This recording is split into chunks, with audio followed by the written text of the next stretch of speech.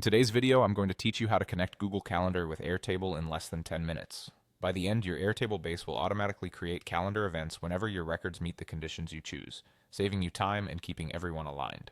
Open your Airtable base and head to Automations at the top. Click Create Automation to start fresh. Give it a clear name so you can recognize it later, especially if you plan to build more automations.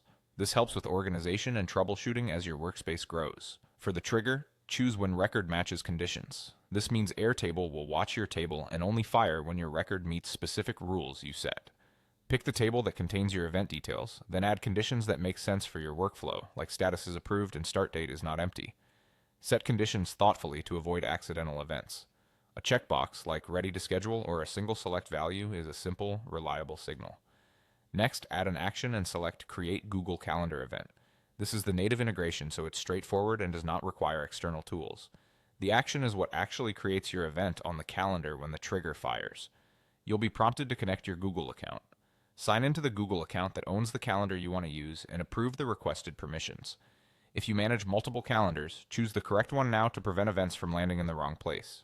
Using a dedicated work calendar is often the safest option for teams. Now map your fields. Choose the calendar, then map your Airtable fields to the event details. Map a clear title, such as a name or event title field.